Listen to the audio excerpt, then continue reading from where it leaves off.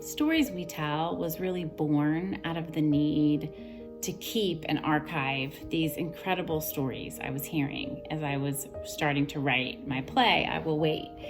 And they were just coming in, and they were so filled with just resiliency and strength and courage. And they just inspired me on such a deep, deep level that I kept thinking, oh my gosh, I need to record these. I need to write these down. People need to hear these stories. And I often think of a story that I refer to as two Joans and a Betty, where I had sat down across from 3 World War II veteran spouses, 2 92-year-olds and 1 93. And I asked them to share their stories with me. And one of them started to tell me all about their husband and his time in World War II, D-Day and Battle of the Bulge, and just obviously telling me how proud she was of him and all the things that he had experienced. And when she was done, I said, again, incredible, and we just can't ever thank him enough for what he's given and done. But I'm really here today to hear your story. I need to hear how you did it. How were you apart for almost 3 years? How did you manage? What were your touchstones? How did you cope? What got you through? And when you came back, what was that like? How did you put it all back together? I need to hear that story. As opposed to 9/11 veteran spouse, I need to hear your story. And she just reached across the table and took my hand. And she just started to weep. And she said, no one's ever asked me that before. No one's ever asked to hear my story. And I said, well, I'm asking. I need to hear it.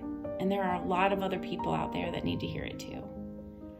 And that's what Stories We Tell is about. It's just about giving space for spouses and children and family members to tell their stories. What is it like to send the people we love most in the world out into war? What is it like to live in that space where we don't know what's happening? We don't know if they're safe. We don't know. And what is that like to have them come home and have the wave wash over you of relief?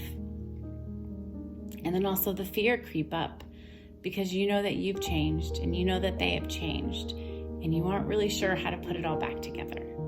And when we hear those stories, when we hear stories from World War II spouses, Vietnam spouses, Desert Storm spouses, current day spouses, when we hear that our struggles, which can sometimes feel so isolating, are not, that they have been experienced universally. Also, I think it's important for civilians to hear these stories. I think it's important for the American public to really understand the ripple effects of war. When we send service members to war, the whole family, spouses, children, parents, siblings, everybody changes. The stress, the fear, the pride, the worry, it all gets swirled up together in a tangly mess, and it takes a long time to unravel it.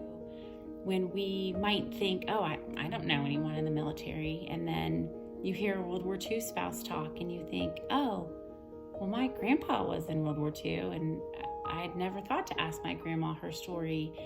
And I know that my uncle fought in Vietnam, but I don't really know much about it. Those stories create more stories, and they start to open us up to asking questions and listening and empathizing and understanding. And that is where the real change happens. And that is what we can't afford to lose. I went from being a full-time professional to being a full-time stay-at-home wife and mom, and not necessarily by choice, if I'm being honest. For me, I was in private practice, just general, doing wills and trusts and estates and criminal defense and family law and all sorts of things. And that is just really hard to start over and to repeat everywhere you go, and not to mention the licensure struggles and hurdles that you have to overcome every PCS. Our son was 10 months old before he ever met his father. And of course, he was very, he didn't want to have anything to do with him. I remember coming from the airport. My parents went with me to pick him up, and I had our son. And of course, my mom had Ken, and I ran to meet Doyle, But when we got in the car coming home, Doyle and I got in the back, and my mom and my dad, of course, were in the front, and my son was with my mom.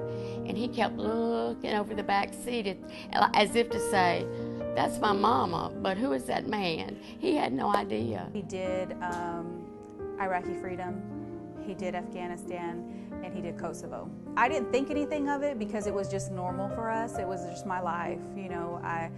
I worked a full-time job. I was going to school part-time to get my degree, and I was raising kids, And so I used to tell people, because they were like, how do you do it? His last deployment was to Iraq. He was in Mosul, and I was in my last year of college, working full-time at the bank.